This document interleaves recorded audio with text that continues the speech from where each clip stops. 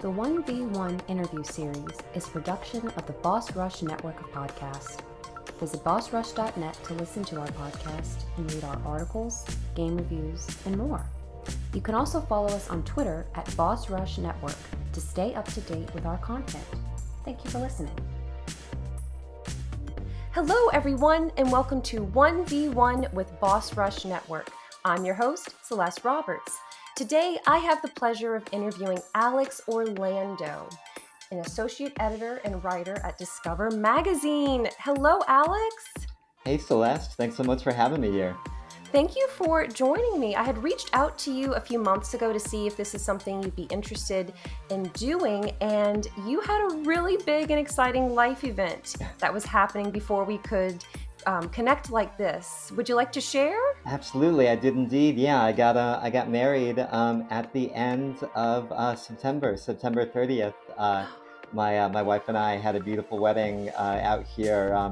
We live in Milwaukee, and we got married about 45 minutes west of the city. It was a barn venue, but I feel like that almost didn't do it justice because it was like its own little property, and they had like the little fairy lights in the trees, and it was perfect. It was an amazing day. Congratulations. I know that had to be a wonderful day.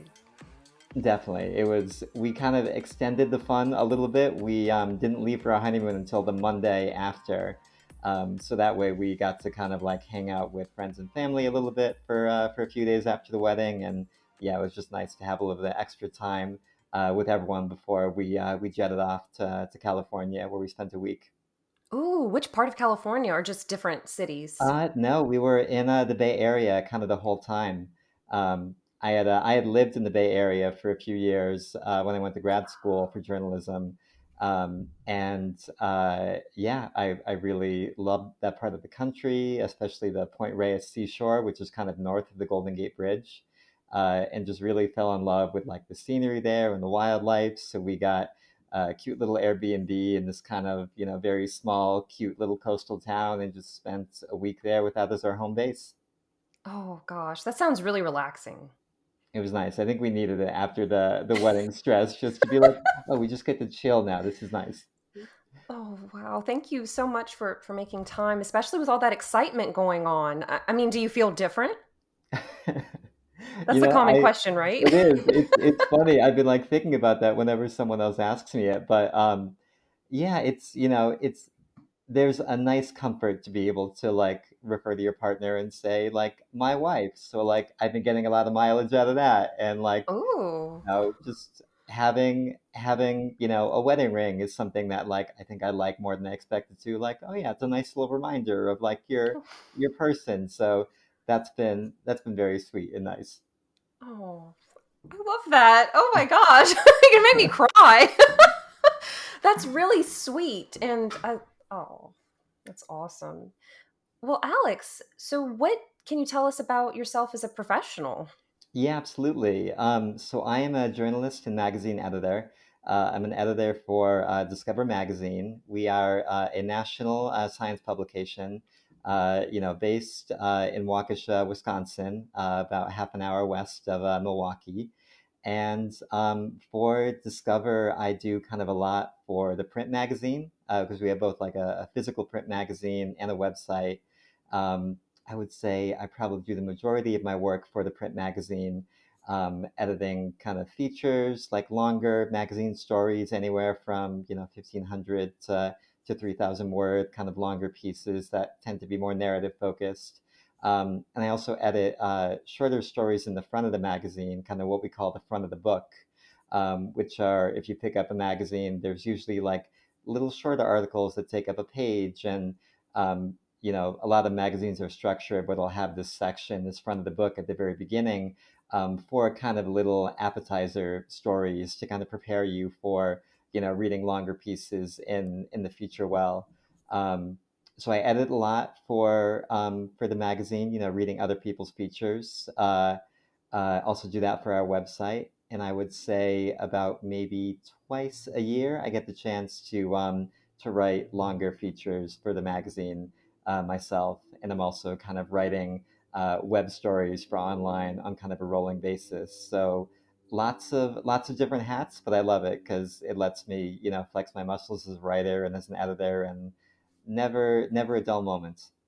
Gosh, I really respect all the work you do because it's it's kind of draining to edit other people's work sometimes, not in a bad way, but especially if you're doing it multiple times. Like, okay, here's your first draft with edits, first round of edits, second round, however many rounds it would take, Sure. and the words can kind of start blending together a little bit. Definitely.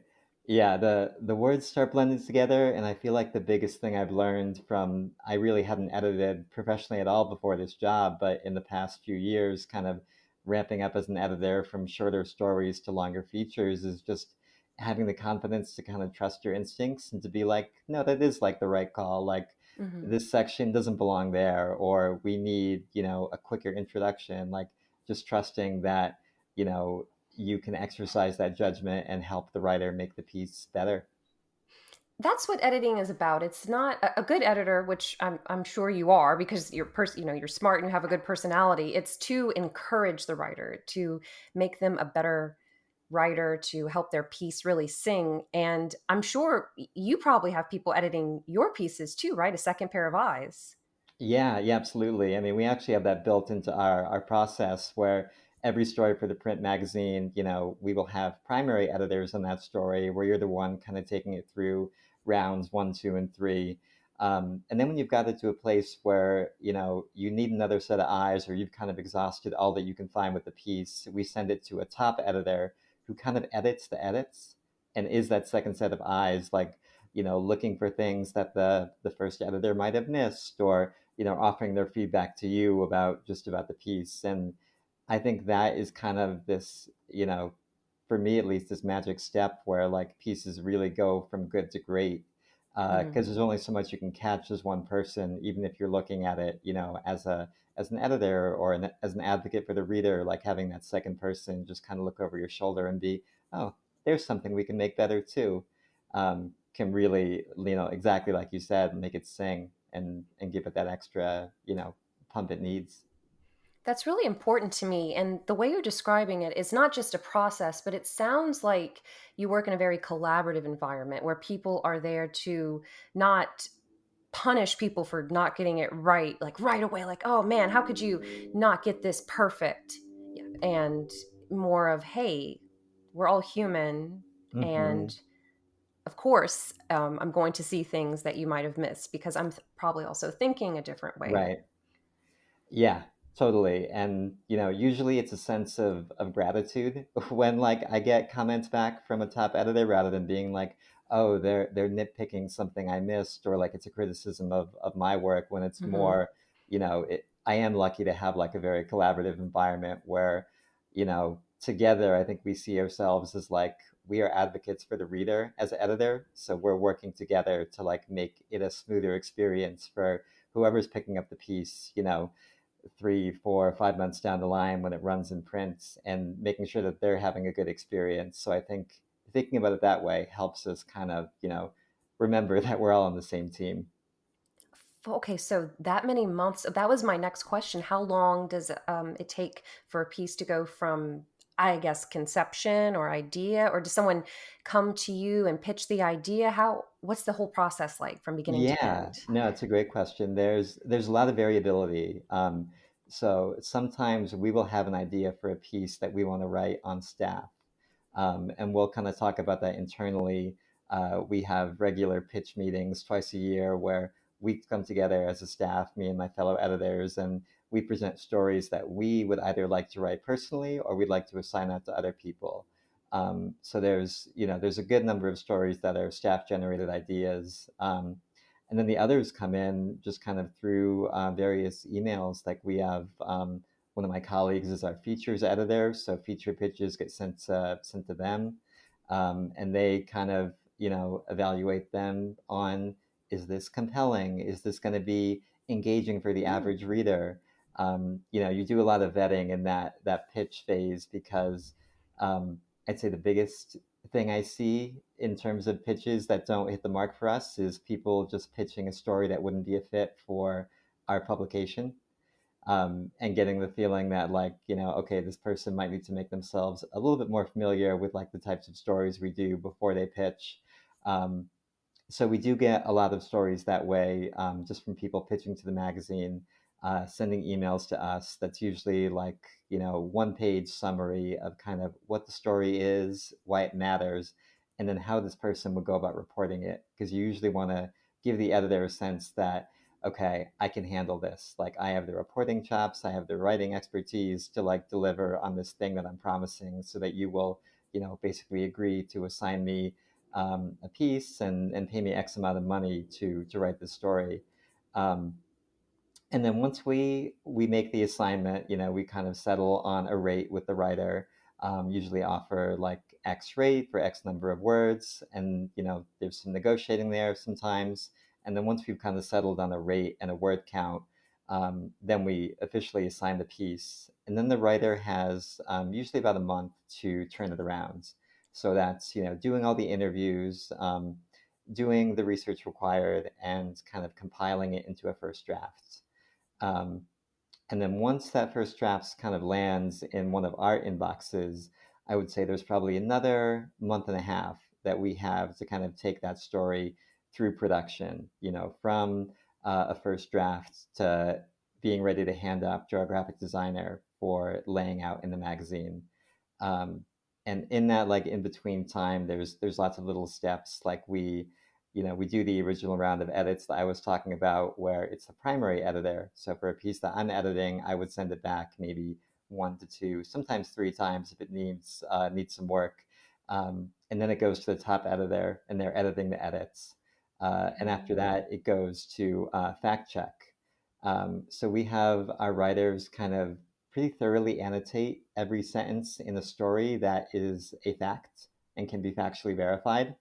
Uh, and when I first started here and I saw like what was required of these drafts, it's kind of crazy because they will have like, 100 plus annotations, like footnotes in the draft, all linking to like a different study or a different part of the recording, because you're giving this independent fact checker all the tools they need to go through the story and be like, every sentence that we're saying is factually correct.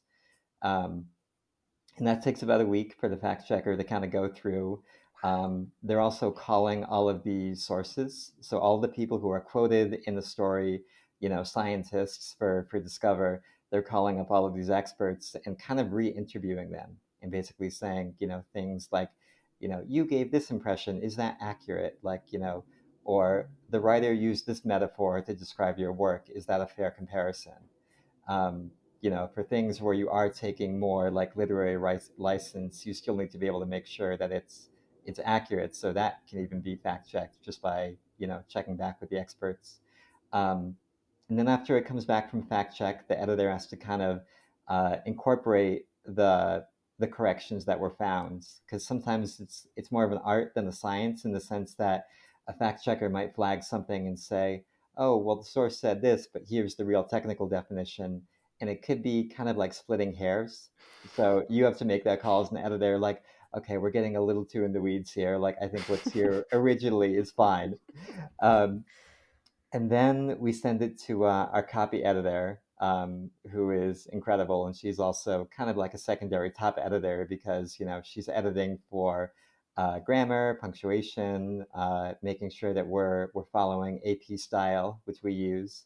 Um, and after that, it goes back to the author for their kind of last read, and they go through, they see all the changes that have been made, have a chance to kind of massage any language they might like, and flag any things that look wonky to them. Um, and then it goes off to our graphic designer, and they kind of create a beautiful layout with the story. As an editor, we also send them a visual plan, which I really love doing, and was kind of a new skill set for me. But thinking about like what the piece is going to look like in print, and basically compiling images and saying, okay, I think this could run really big because this is a really like striking image of a microscope, or a research center in Antarctica, or whatever image you're finding to illustrate the story. Um, and then the graphic designer takes the that plan, the final copy, and creates like a layout. And then there's kind of a second stage where rather than working in a Word document, you're now working in uh, an Adobe program like InCopy or InDesign. You're looking at what it would look like if you were holding the magazine in your hands and the story was incorporated with the visuals. And you're writing captions and giving it some last reads, and that's when I try and pick up the magazine or the story at that point like I'm a reader picking up the magazine at the airport, and just what would I notice, like is there anything weird about the phrasing, or if I'm a casual observer, how am I going to process this story? So that's kind of fun to do, like a last read of it. And then we say goodbye. We send it to the printer, and it can be um, usually about a month after that. So I would say anywhere from 4 to 6 months to kind of go from conception to print. That's an insane amount of work. And I hope that listeners appreciate that next time they're looking at a magazine, especially Discover. Yeah, no, it's something like I don't think I appreciated until I saw the back end exactly, and like you do see how much work goes into it. Um, especially all these individual steps. But um, I just think that's so important for like ensuring the accuracy of the story, ensuring that it's balanced and that we're including quotes and sources from diverse viewpoints. And like, we are not only quoting, white men who like make up a predominance of academia and science. And like, you're being conscious of the reader and diversifying your perspective, but also making sure that they're informed and making sure that the story is, clear and accessible above all. Because I'd say that's probably the biggest guiding principle is, we wanted science to be something that you can pick up if you're a kid, if you're an adult, if you're, 9 or 90, you should be able to read about science in a way that doesn't make you feel like an outsider or make you feel like you don't understand. So, would you say that you have always had an interest in science? How did you get on this path? Yeah, I definitely did not, which cracks me up when I think about it. And I think, like, it does make me more passionate as an advocate for science because I think I just wasn't exposed to it the right way in school, where, a lot of science classes I took, physics and biology. I think the math intimidated me as as a wordy person who feels more comfortable with books. I think some of the complexity of the language intimidated me, and it was only really as an adult. My first job out of college was doing copywriting for a hospital system in Connecticut where I grew up. And I was getting to interview doctors and write about what they were doing, and kind of coming at it, as a writer, as an English major, and looking at, okay, what's the story here? Do I understand the science? I know if I understand it, I can explain it to other people. How can I explain what medical breakthrough this is and what discovery this is? And it was kind of through that job that really like helped me become passionate about science and science writing, and started to read other magazines after that, and follow other outlets, and realized it's something that I really liked. Wow, that's awesome. And you don't know until you're doing something sometimes if it clicks or not. Yeah, seriously. Yeah, I haven't done scientific writing. I think maybe in college I had to write some kind of paper, but it was mostly a literary analysis or Hmm. something like that. But you can transfer those skills to tell these kinds of stories. And I don't think people realize that because so did you okay, so you have your bachelor's and your master's degree. Are they both in journalism? They are not. My bachelor's is in English lit, so I got a literature degree in college. I actually flirted with the journalism program, but ended up kind of bouncing off of it because I think I was just more like drawn to like, okay, I really want to analyze literature. Like maybe I'll get my PhD someday. Hmm. And that was kind of the path that I was on for a little bit. Was like, okay, I'll probably get my bachelor's and then maybe get a master's in English or go on to get my PhD and teach.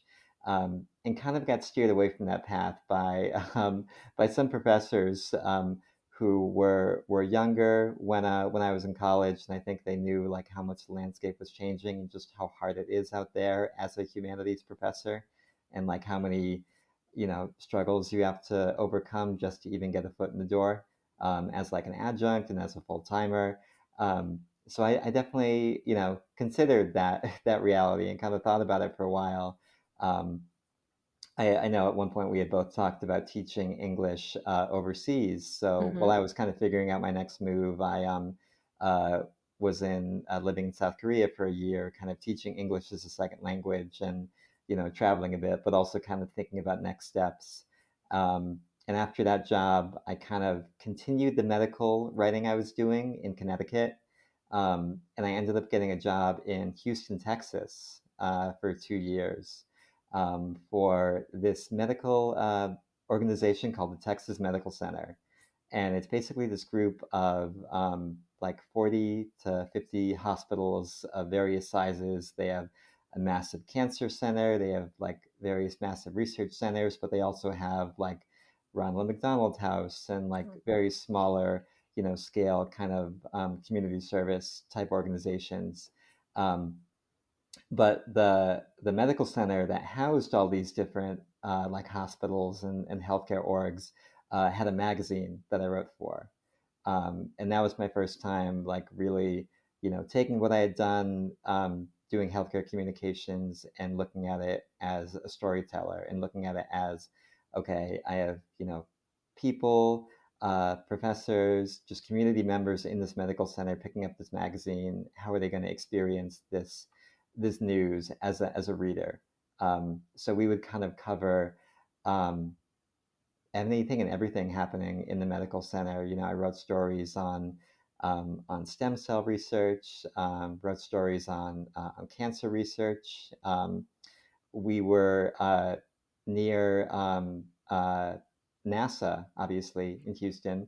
So there were a few aerospace stories that I got to write that was very cool.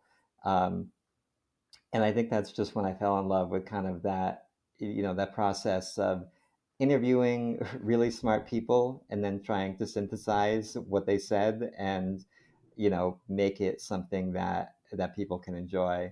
Um, and after I did that for 2 years, really realizing I wanted to keep doing that and learn more skills and kind of broaden my toolkit. That's what kind of led me to apply to grad programs in journalism, and then led me to get my master's. Awesome. Well, so is the process very strenuous? Were you stressed out a lot in grad school? I was, but I think I don't know if this is true about other grad school programs, but I feel like in mine there's just a lot of collective anxiety because you get a lot of high performing people in the same program, so everyone's anxiety is kind of like reverberating off each other. Where like you're talking about deadlines, you're talking about assignments, so like you almost kind of create an echo chamber for like the stress that everyone's feeling. So I think we were, and I think it was real. But I think kind of like once you're working a job that may have comparable levels of stress, because you're not talking about it as much, it feels less intense once you're out of it. I think. Um, but yeah, definitely, the first semester they kind of treat it like a newsroom boot camp, where you have this class that's the foundation of the semester. It's 4 to 5 days a week for like 3.5 hours, and you're learning how to write a news story. You're writing how to conduct an interview, how to structure it. Like it's really a crash course because you have people coming from such different walks of life. Some people coming straight from college, some people who had worked for a bit, had various roles, journalistic and not. So there's really like this onboarding process to get everyone out on a baseline. Um, and then you kind of go into your various like concentrations. What do you want to study? Because there was an audio program, there was a video journalism program, and there was a narrative writing program. Were kind of three of the big pillars. and I started by taking a bit of everything, like thinking I would sample the buffet and see what I liked. And I, you know, kind of surprised myself by being like, after trying all these things, I do really still love narrative. I still love written storytelling, and kind of made my way back there and did my master's thesis as kind of um, a written narrative story, um, and kind of focused on long form journalism basically for my last year when you really got to focus on your specialty. Wow. So how long is your thesis? It was not that long. It was 2,500 words. I think Okay. that surprised me too. I was expecting, when you hear like master's thesis or graduate thesis, like you expect this big thing that you're just going to plop on the desk and it's going to be like 20 pages long. Um, but what I love what they did is they really treated it like a professional program. They wanted to give you things that you could take out and sell and publish as a magazine story. So I was basically writing my first ever feature for my thesis, and doing the same process, the same kind of labor intensive work. And whether I was doing it in grad school or for Discover, it's still around a month of work to go from I have an idea, I have a pitch to here's my first draft. And you could turn it around quicker if you wanted to, but I would say like generally that's kind of just how long it takes to interview people and pull everything together. Oh my gosh. It's a process, and then it's kind of like herding cats whenever you have to interview somebody. It totally is. So, when you were saying that your thesis was about 2,500 words, right? Mm, One of my professors in my English degree, his dissertation is 700 pages, wow. and this was back on a typewriter. Yes. I'm just thinking about the man hours required to like manually plunk away at that. Like, how many hours do we spend sitting? That's crazy. It's on Dylan Thomas. Hmm. And I think that he actually went to Great Britain to see where Dylan Thomas lived and did live research. 700 pages. It's divided into two little books. That's amazing. That's the kind of thing that makes me a little like relieved. Be like, okay, good thing I didn't go for that PhD because then I have to write my 500 word magnum opus. Can you can you imagine? I so how long, and I actually do have your Discover magazine. I guess it would be like your collection of work. I have Yeah, it. yeah, kind of like my author page. Yes, yes, I have that pulled up. And how long are your articles typically? Or it varies? Yeah, I think it totally varies on the medium. If I'm writing something for our website, those are usually anywhere from 800 to 1,400 words. Want them to be things that are like, you know, not super bite-sized, but like you could read in maybe like 5 or 6 minutes. Hmm. Um, and then for the print magazine, like I have some longer features on that page that could be anywhere from 2,500 to 3,000 plus words for longer pieces. So, with all of this work, writing and editing, do you have very unusually long days, or you have a typical like 8 to 5 schedule? Yeah, I mean it's pretty compact in that 9 to 5 window. Like, I'm lucky in that my company like values its employees' time and mental health and doesn't totally grind us into the dust to like, to produce. Um, so they're very like good about, you shouldn't be working outside of your 9 to 5 hours. And honestly, apart from a few moments where I was reporting and writing something myself, and you do just need to put in a little bit extra time for finishing up an interview or finishing Hmm. up a draft. For the most part, like, yeah, I'm very contentably able to keep it kind of in that 9 to 5 window. That's awesome. So, what would your advice be to someone listening who's thinking, oh, I'd really love to be a journalist? Would you say that there are some challenges to consider that maybe you didn't realize until you got into this field? Yeah, definitely. I mean, I think the big thing I didn't realize, and you kind of get insulated from it in grad school, where you're talking about the craft and you're among other people who are so passionate that um, the reality that the industry is really really struggling is something that um, I think took me aback when I graduated, even after having so many discussions about it in grad school.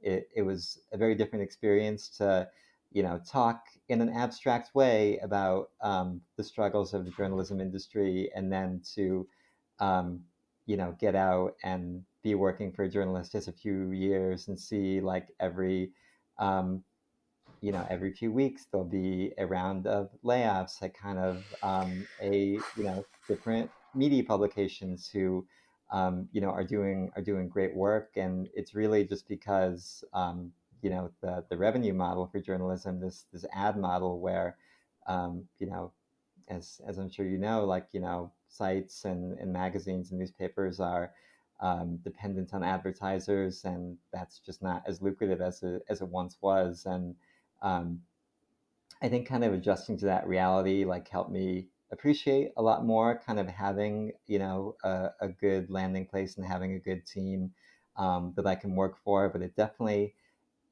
something to consider when thinking about just kind of the stability of the industry in the future. Um, and I would say the other side to that coin, which is something I didn't realize, is how transferable the skills you learn as a journalist really are. Um, if you're interviewing people, then that's going to build up your skills at um, just engaging with other people and being curious and inquisitive and challenging your perspective. If you can um, translate information into a story and make it compelling and engaging, then you can do anything in communications or kind of related fields. Like it's such a transferable skill set, and I think that's something that really lifts me up when, like, it can be discouraging to see news of, like, more layoffs at another media company. The fact that these skills are so broadly transferable, knowing that, like, even if someday it does take me away from journalism, I'll be able to apply them in an even number of industries and fields.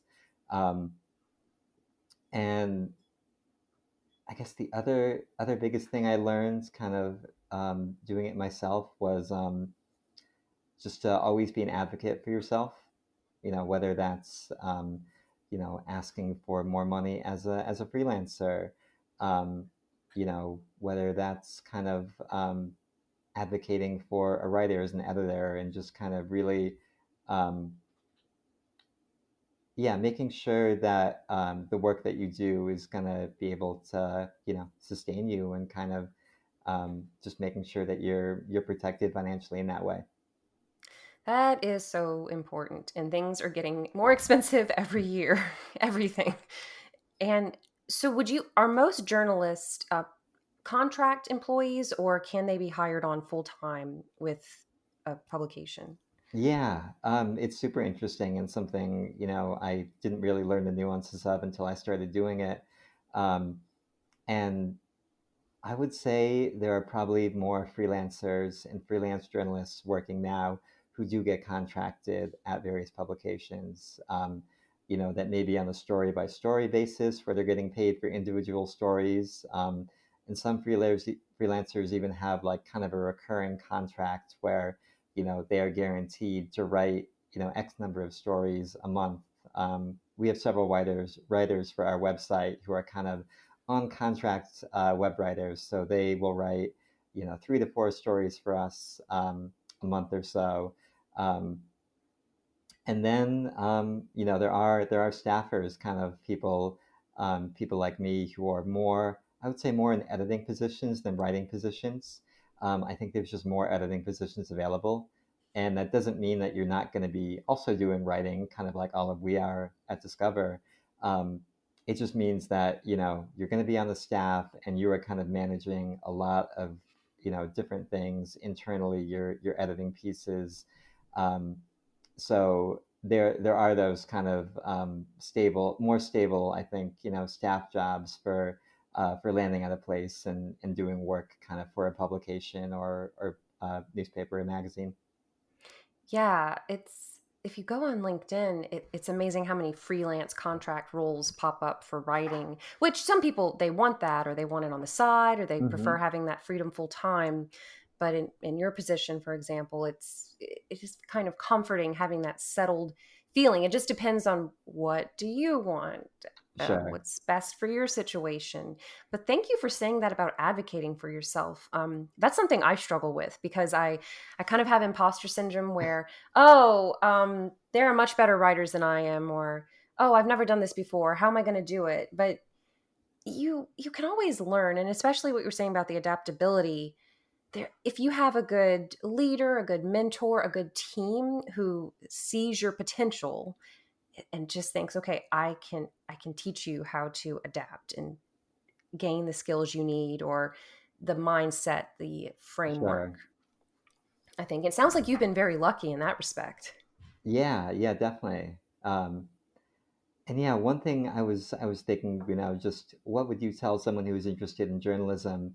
Um, just read a lot and write a lot, and don't don't be afraid um, to pitch your ideas to publications. It's totally not unheard of, even if you've never been published somewhere, to have a really good story idea and email an editor, and they can evaluate the strength of your writing in your pitch and kind of make a decision on whether they want to assign something. So if it's something that you want to break into and aren't sure, you definitely don't need to go to grad school for it. Like it is a craft like any other, but it's one that you can learn with kind of a low barrier to entry just by putting yourself out there.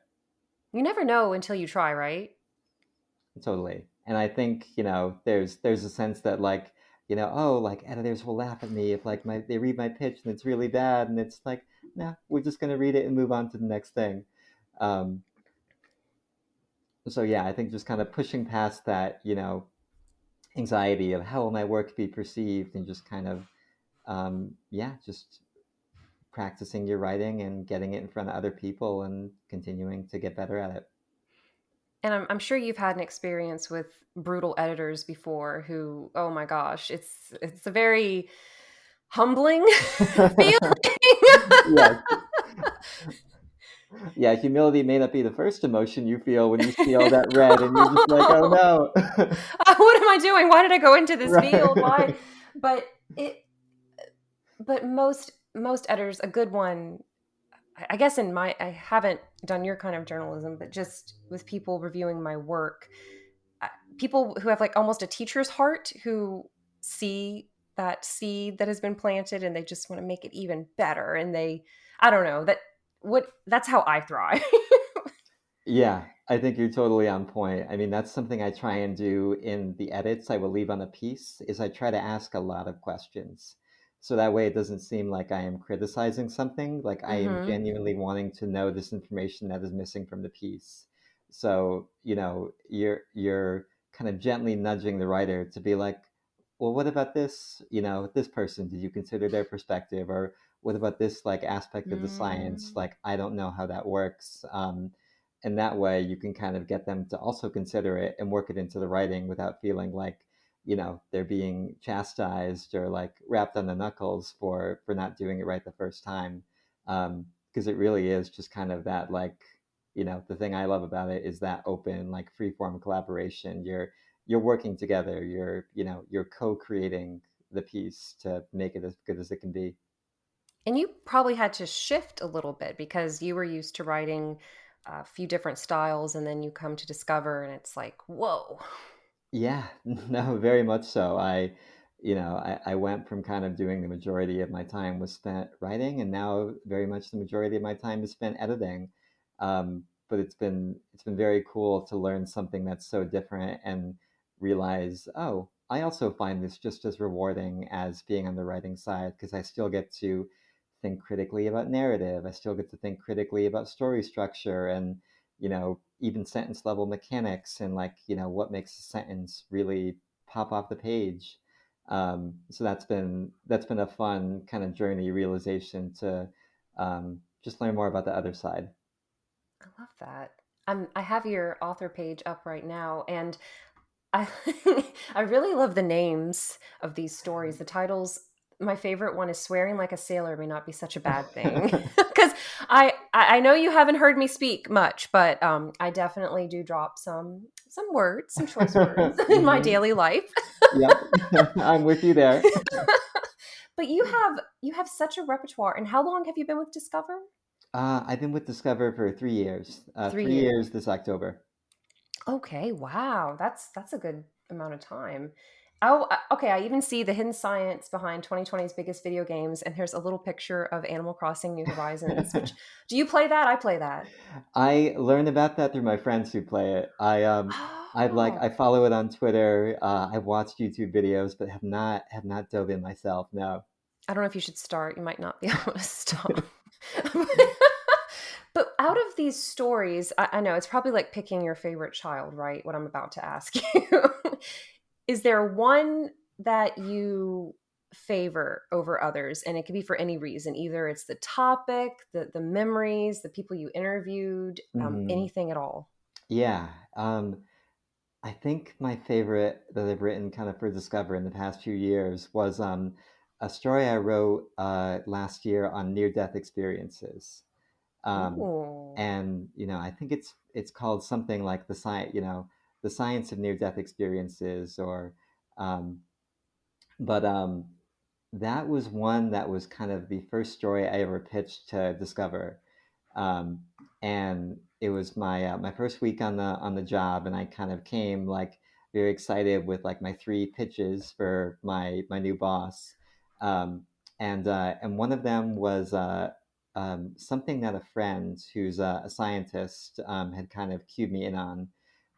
One of my good college friends works now as a scientist and follows a lot of research, and also kind of like very sadly has a personal connection to this issue because he recently lost his dad in the past 4 years. Oh. So he, as a very intellectual person, kind of started reading a lot about this and reading a lot about like the science of near-death experiences, which are a lot of the time refers to people who have a heart attack, some kind of cardiac arrest situation, and are then resuscitated.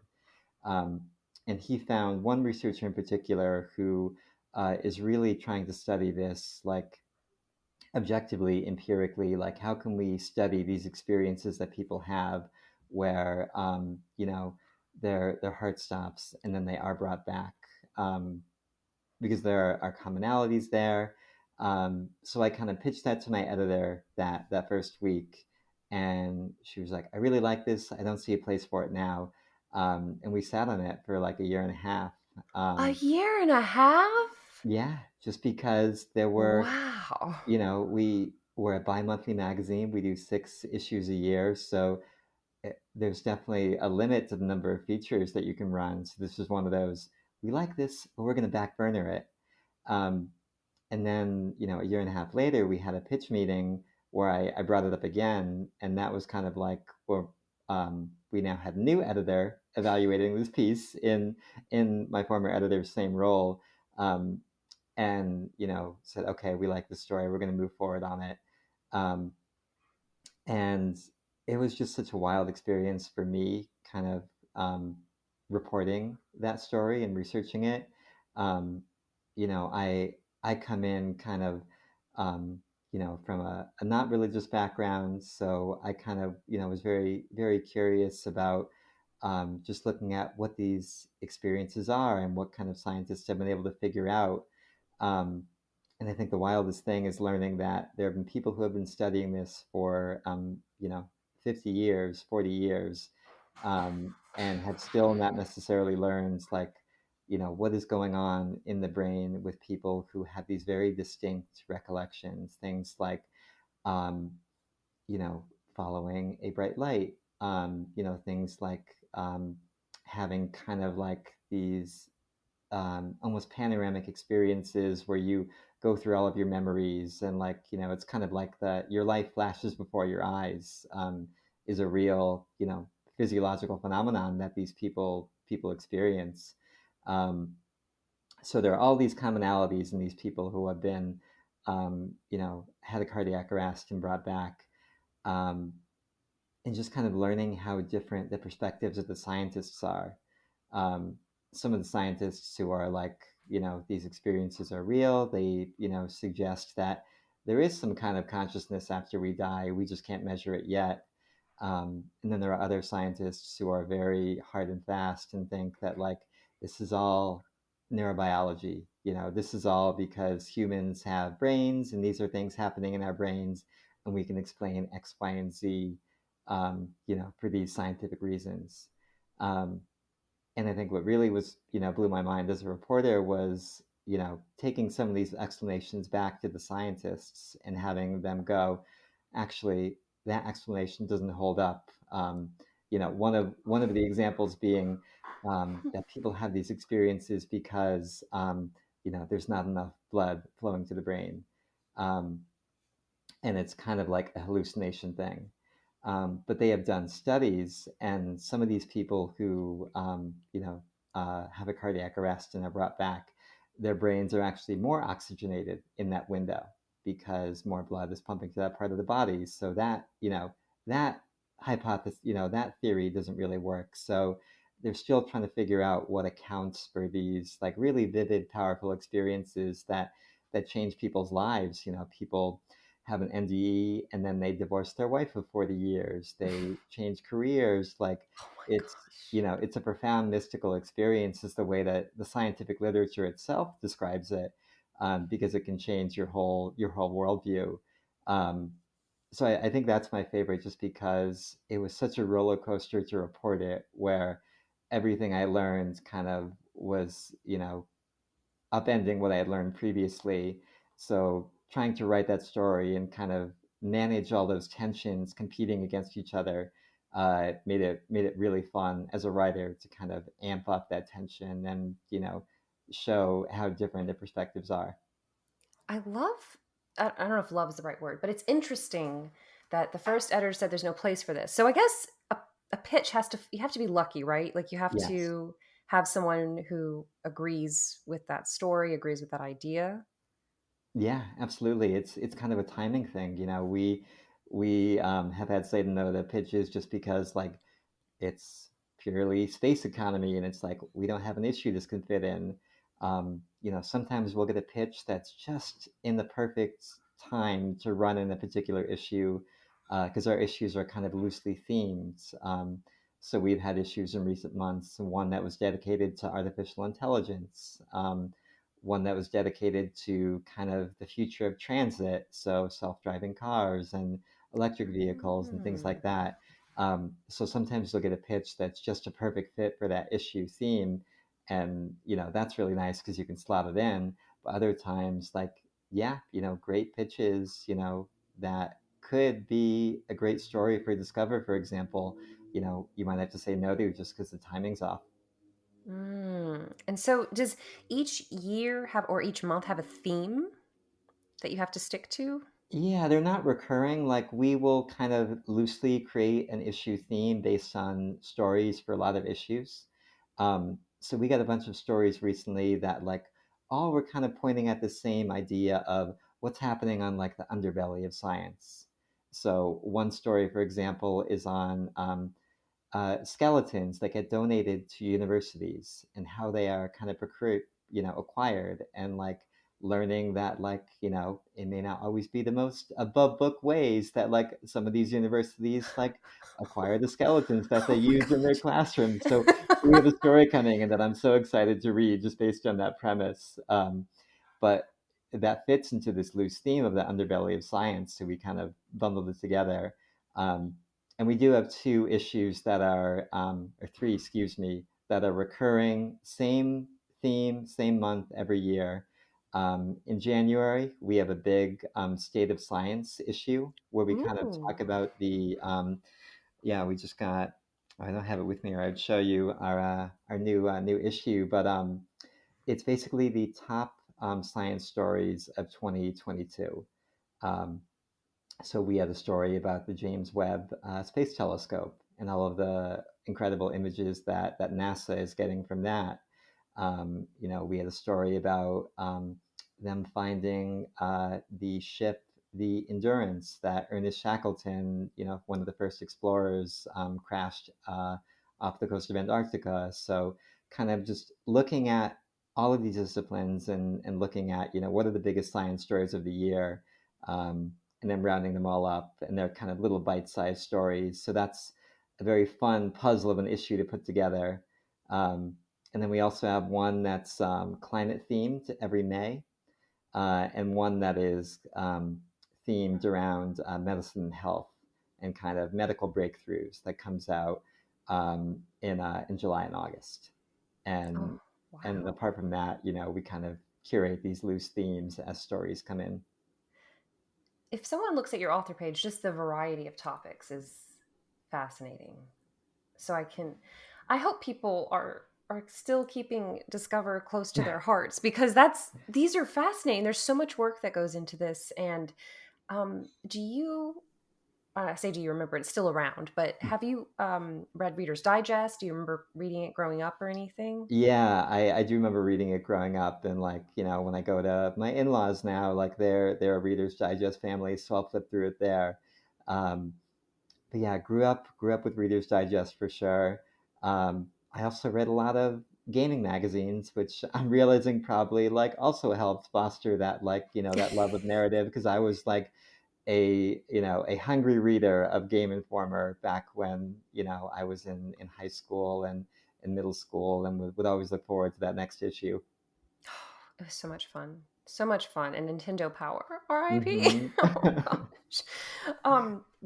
With Reader's Digest, they had Hmm. a contributing writer named Mary Roach. Have you heard of her? I have, yeah. I Okay. really like her stuff. I read a book by hers. I'm blanking on the title right now, but it's about kind of like endangered animals and like situations where wildlife and people Fuzz. collide. Fuzz, yes, thank I you. have that one because I have Okay, all her books. awesome. That's That's yeah. amazing. Because she went from Reader's Digest, and I remember reading in Reader's Digest her goodbye article how she was going to pursue being a popular science author. Hmm. And so, like this book you're talking about with the endangered animals, Fuzz, she's covered other topics too. So she's kind of taken what you're doing, but putting it into very long, long, long form with these Hmm. books. She's covered, when you're talking about the skeletons and the unethical ways universities might acquire them, she has that book. Oh my gosh. Now I am blanking. Stiff, Yes, yes. about the cadavers. And she's so funny. She's so engaging. That is an art right Hmm. there. Have you read her other books as well? I Any have other not. ones? No, I've just read most of Fuzz and some of her pieces online. But she's someone who, like, I know just has that narrative like on lock and is really strong at that. That is awesome. If you have time, I know it's hard, especially with to sit down and dedicate that Hmm. time to reading a book or listening to it. But she has some really other good books. Packing for Mars, about space exploration, which you might Hmm. like since you worked at NASA. And then she has Grunt, was fascinating, the military science Oh, cool. and what soldiers have experienced. I learned a lot from that. It was really funny because she was interviewing someone who was talking about being in the trenches, and if you have to go to the bathroom, if it hits you and it's an Hmm. emergency, but there are other people shooting at you or someone could potentially see you from the enemy's side, a lot of people just go right there. Yeah. Which I guess it makes sense. I hadn't even thought about that. She gets into these details Right. that you don't really think about, but are those people's reality. Right. And like that's so human. That's like, such a yeah, just an entry point into like exactly what it is like to be in that situation that like, many of us have not been in. No. And I don't know if you have any favorite authors or journalists that you really admire, but if you do, I'd love to hear about them. Yeah, definitely. I Someone whose work I've really admired in the past few years is Ed Young, who's an Atlantic writer and journalist. He uh, did a lot of work during the pandemic, kind of did the series of articles for The Atlantic on, where are we at this stage of the pandemic? giving, I think, kind of a much needed evaluation of not just the health and science, but also the policy, and like really analyzing, like, how a lot of you know, the reality that we were facing with the pandemic and with the spread, like, were things that started as a result of policy and as a result of politics, and like, did a really wonderful job at like taking these things that are so thorny and complicated, and making them just human and accessible, and like, kind of doing these mile high views that really, um, I think gave me a sense of peace and comfort during the pandemic, when it felt like things were kind of going crazy with various institutions. But being able to read reporting that was so grounding, I think, was really valuable. Um, and I also just love Ed's approach to narrative, to creating a scene. He wrote a book called I Contain Multitudes, which is all about fungi, um, and is one of those subjects where I think, as an outsider, would be like, I do not want to read a whole book about fungi. How could that hold my attention? And it's one of those things where you get into it, and because he's following the people, he's following the researcher, he is, even following these creatures and trying to find what's the narrative thread here. It makes it really compelling and beautiful. So he's someone who I really, really admire, for sure. That title alone, I Contain Multitudes. That's so poetic and badass. I know. Doesn't that totally like just make your former English nerd self like happy? I love titles of books. I mean, Hmm. I don't judge a book by its cover, but a good title, man. Can say so much. Even if I haven't, like, there are books I haven't read, but I just think about the titles, like Their Eyes Are Watching God. That's Hmm. a captivating title. Yeah. Oh You almost feel gosh. like you have a sense of what the book is like, the tone, what it's about. Like, Mhm. yeah, it's exactly. It's like a first, a first look at someone. This book, I haven't read it yet. I'm on the waiting list at our local library because I Hmm. do buy books. I'm looking at my bookshelf. I had to buy a second bookshelf, and I'm running out of room. And I really want to Yeah. support our library. I have some books they don't have, and that's not their fault. They're looking into trying to get them. But I really want to read Jeanette McCurdy's autobiography. Hmm. Have you heard of it? Tell me a bit more. I feel like I have a vague memory of hearing people talking about it.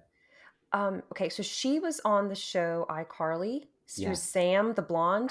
Hmm. She wrote an autobiography called "I'm Glad My Mom Died," and I mean, just that title Yeah. alone, it's like I got to read this. What's going on? And it's a picture of her smiling, and she's holding an urn, Hmm. and I think there's like confetti coming out of it. So yeah, that I really want to read it. Apparently, her mom was very verbally abusive, maybe Sure. physically abusive. So just again, the title. I know. No, it's a great title, and like I think I read an excerpt for that that someone like shared on Twitter. Just kind of like, Oh. here's a bit of text, and it was like, yeah, as you would expect, like very like gripping and compelling, and the right amount of harrowing for such a serious subject. But yeah, it was. I liked the blurb I get. So if you do end up reading it, you'll have to let me know how it is. Is there a book? Well, you said Ed Young with the I Contain Multitudes. Is that a book that you couldn't put down?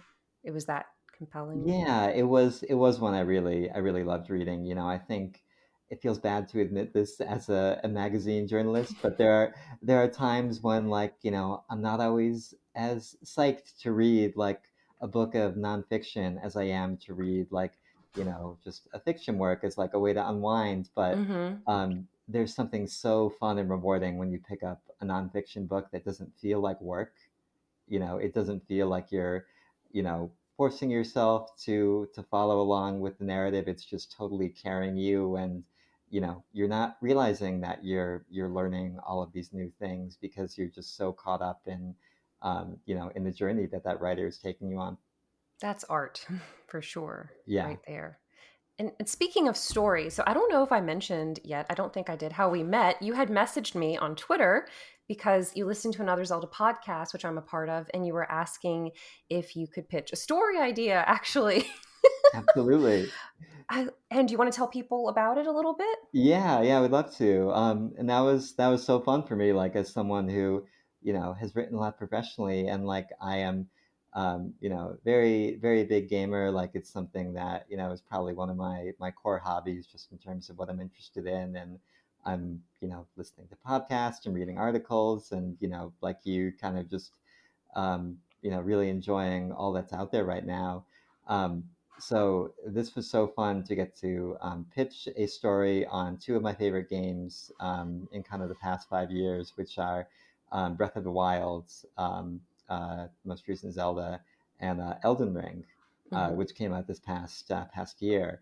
Um, and I got the idea when it was in the opening moments of Elden Ring, and I think I used it in my blog article, but um, the beginning of the game is like almost like a shot for shot. It feels that way, kind of um, remake analog to the beginning of Zelda, where like you run through this big stone door, you lift it open, after crawling out of a tomb, and the world is just kind of open before you. And I kind of talked about a lot of the similarities in how those two games functions as kind of these big open world sandboxes where um, the player's experience is given just as much kind of narrative weight as the cutscenes that you're given. Um, and both games kind of give you a sense of agency and freedom of like you are the one driving this story, just as much as the creators. And that was something that I think you can find in other games, but those two ones just really really struck a chord. So it was tons of fun to be able to think about it and write about it for AZP. I can tell you had a blast with it. I love that. I haven't played Elden Ring yet. I've played Breath of the Wild, but I haven't played Elden Ring. Yeah, I mean it's one of those games where like it does live up to the From Software hype about like being very very difficult, but I think I think this one's definitely their most accessible game. Um, they built a lot of systems and mechanics into it to kind of um, ease the difficulty. Like you can continue leveling up and getting more powerful before taking on a boss. So like if you are hitting a roadblock, um, kind of in a similar way to Breath of the Wild, or if you're ever bumping up against one of the divine beasts or a really hard boss out in the overworld, you could just go and get stronger and get more heart pieces and then come back and try again. Uh, yeah, I feel like there's a lot of those kind of mechanics into Elden Ring. So if you were to take the dive with the Dark Souls kind of From Software type of game, that'd be a good one to start with. I need more time in the day, Alex. I need so much time. I was 'Cause- talking with a coworker last night. My backlog is so real of all the games I want to play.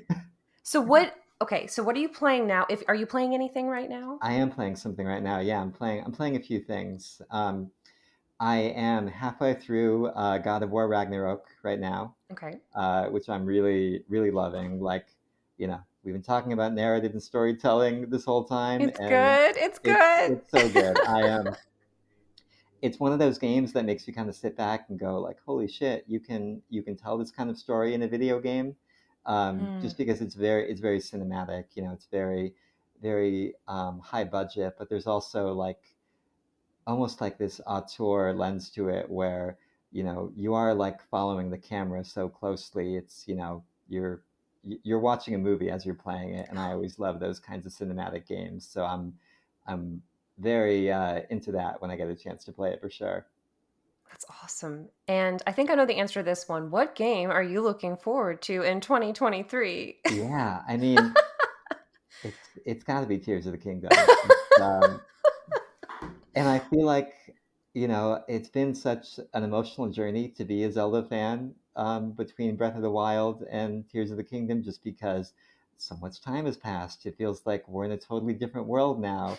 And I am still ready to like get back to Hyrule and like um, I'm so excited to see how they recontextualize the map because I know it's going to be the same basic map, but now there are these floating pillars. So like how does that mess with the geography and like what is the experience going to be like of moving through and these little breadcrumbs we've gotten for the story as Ocarina of Time fanboy, at heart. Like I'm so excited to see like they're teasing Ganondorf, they're teasing like little lore and continuity threads between like Ocarina and Twilight Princess and these newer games that almost kind of wiped the slate clean, but also didn't at the same time. So yeah, it's gonna be a good day when that releases. I'm gonna have to tell Rachel, my wife, like next days are gonna be a little busy. I'm gonna be invested here. I think I want to treat it the same way I treated Breath of the Wild. So that was in 2017. Mm-hmm. And I wasn't really on. I had made a Twitter account, but I wasn't really using it. I started using it again more in 2019, 2020 when I joined AZP and then Boss Rush. And I sure I had Facebook and Instagram, but I remember just taking my time with it Mm-hmm. and not being overloaded with people's opinions about it. I don't know, this purity to it, Mm-hmm.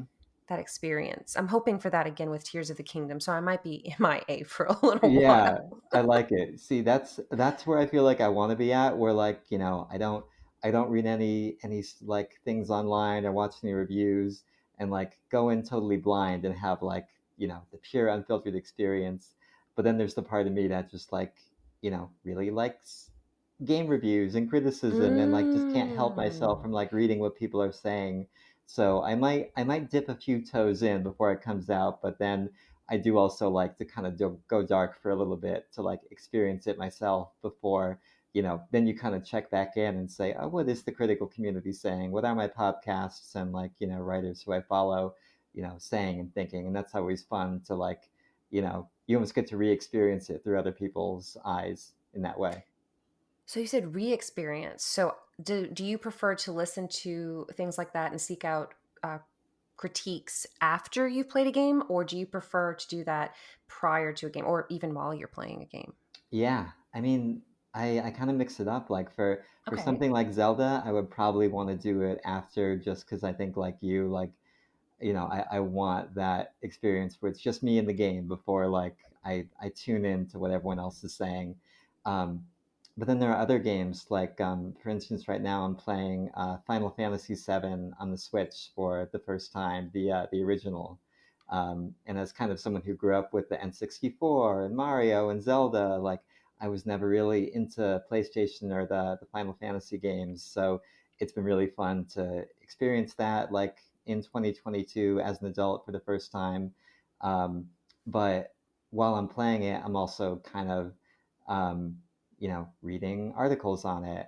Polygon did this amazing kind of long form article on, they call it an oral history of Final Fantasy VII. And they went back and they interviewed a lot of these, kind of famously tight-lipped Japanese developers who don't, often speak with the media, and gave them a lot of access onto like the creative process and what it was like developing, what it was like hearing the reception. There's like an epilogue on like how they feel about the game since. And that's been fun to like kind of slowly read as I'm playing, and like some of my podcasts I listen to. Um, One I really like, in addition to AZP, is called Wizard and the Bruiser, Ooh. and they're kind of they do a deep dive into like different aspects of nerd culture. So each episode will have like a different um, will be about a different topic. So they did an episode on God of War recently for the new game coming out. They did like a three-parter on Zelda, back in 2018 when they first started.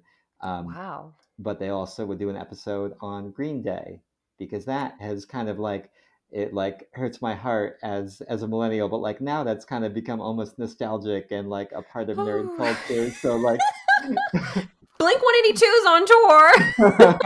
I know they're back. God. It all cycles back, Celeste. I know. I know. I think Paramore is on tour as well. Mhm. Gosh, that's a little bit more recent than those two, but still, just I I follow some of those like millennial accounts. I'm 33, Mhm. and I I follow am some of those. too. Oh, 89, baby. Yep, 89 baby. All March. right. Oh, I'm January. Nice, close. So yeah, I gained so much wisdom in those 2 months before I showed up. I follow those like some of these millennial Instagram pages, and like, yeah, we really did that to our hair. And yeah, we really thought that was a look. But Hmm. I had sometimes I don't like to make fun too much. Like, yeah, and a lighthearted fun, but I do remember just how much fun I had. Like, I was Yes. really into the Twilight books when I was in high school because Hmm. I think the first one came out in like 2005, 2006. And then just when that last one came out, going to a midnight book release and Hmm. people are dressing up like the characters, just having something to look forward to, something, Yes. I don't know, like, I don't, life is what you make it, and you make the magic of your life, but it's really easy to get bogged down in all these just, I don't know. Oh, now I have to think about renewing my car insurance. Now I have to Hmm. think about deductibles. And I don't know. What are some things you looked forward to? Like any kind of midnight book releases or Yeah, no, that's I games? love that question. I totally did the midnight releases for the last three Harry Potter books. That was always super fun, like going with a bunch of my friends and we wait in line and you get back at like 12:30 and you read the first few chapters and that was always very fun. Um, I I don't even know if they were doing midnight releases then, but like when when we were in elementary school, middle school, when the Lord of the Rings movies came out, those were big event movies for like me and like my friends. So, like we'd see them like opening day in theaters. Um, those were something that like I get very hyped about leading up to it. Um, and then yeah, I mean even big games like I remember sitting in the theaters. This is like weirdly this became like one of those core memories that you remember so vividly. But I was seeing Bedazzled, the movie with Brendan Fraser and Oh, Elizabeth Hurley, and like wow. yeah, I know I feel like it's a deep cut, but like That is a deep cut. I've never seen it. yeah. And it's like it's about a guy who sells his soul to the devil, gets three wishes, and they all like turn out to kind of, work against him in various ways. But that wasn't the part that lodged its way into my brain. It was seeing a cinematic trailer for Majora's Mask on the big screen.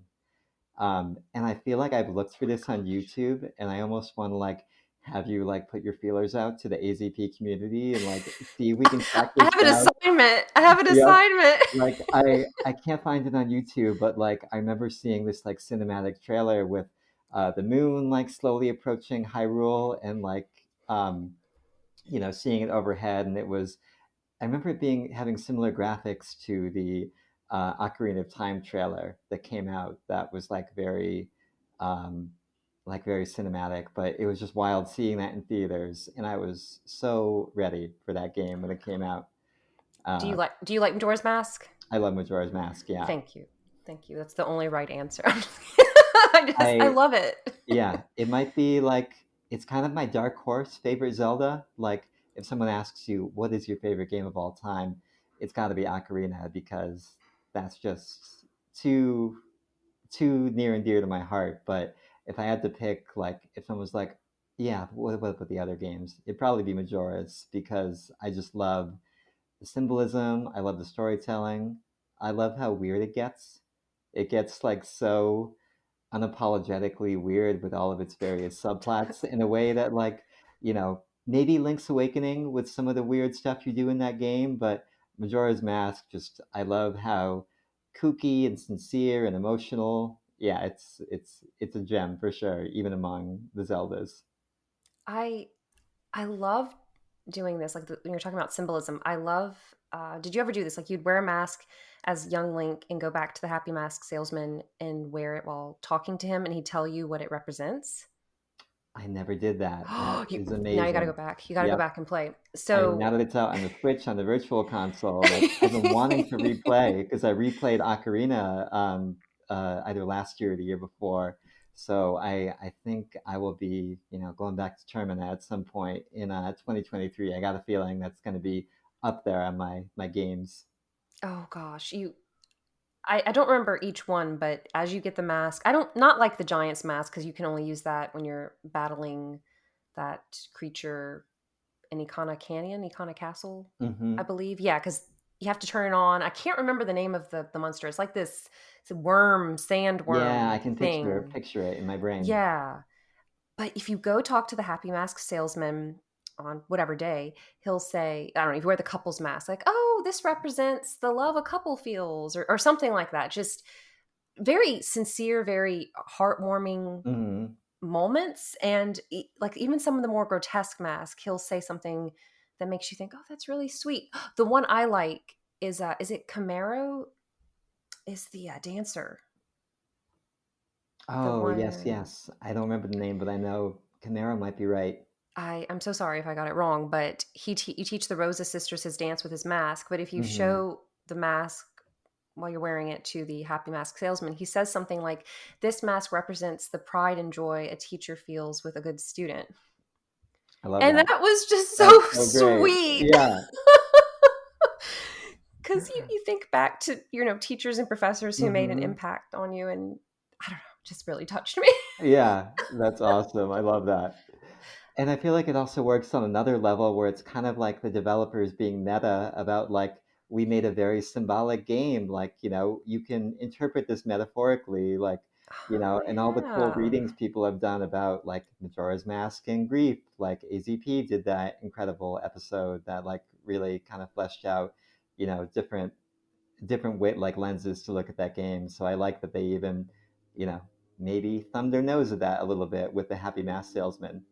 Oh God, I love that game. If you have not played it and you're listening, don't let the 3 day time period thing upset you. It's To be honest, I know people make that out as like the biggest element of the game. To be honest, to me, Hmm. it's secondary. I Yeah. don't. Yeah, sure. Okay, now it's an inconvenience. I have to go reset and start again, whatever. But just the richness of the development of the side characters and Hmm. the side quest. If you like side quests, this is your game. And I'm a Yeah. bit. Are you a side quest person? I totally am a side quest person. I am taking longer to play God of War than I thought because every time a new side quest pops up in my queue, I'm gonna play it because I think that's where some of the best stories get tucked away in games when like developers, they almost are more constrained because it's like, oh, I just have this little bitty bite-sized story. Let me make it really, it's kind of like the difference between like a short story and a novel. A side Mm-hmm. quest can be like something that's just this really great little nugget of a story or a narrative. That's a beautiful analogy, a short story or a novel, because there are so many great short stories out there that I think about often. Hmm. And I probably remember a little bit better because they're shorter. Right. But Alex, do you have any future plans, either with maybe personal life that you'd like to share, or your profession with hobbies you want to pick up? Anything that you'd like to talk about? Yeah, absolutely. I mean, professionally, I think there might be a time in the future where I try kind of seeing what it is like as a freelancer, and trying to kind of pitch stories to different publications and you know kind of build a career as an independent professional, like can make my own schedule kind of thing, but also I can pick the kind of stories I want to work on, and that just seems really nice and rewarding and like a fun way to keep doing what I'm doing, but also, challenge myself in new ways. So I wouldn't say that's immediate future, but it's an exciting thing to think about and know that if and when I am ready to move on from Discover and editing, there is kind of a path back to writing and back to long form and narrative journalism as a writer. Um, and then yeah, I mean, I definitely want to carve out time to keep gaming in 2023, and I think hopefully just continuing to enjoy kind of the gaming community. I feel like it's something I've really just started tapping into now through following a lot of uh, game developers on Twitter, a lot of game journalists, and a lot of content creators and fans like you who are all contributing to. There's just so much fun content out there right now. As a gamer, so I want to keep reading articles. I want to keep listening to podcasts and, hopefully, trying my hand at a few more kind of game stories that I write myself. Maybe maybe for AZP Zelda blog that we might talk about in a few weeks.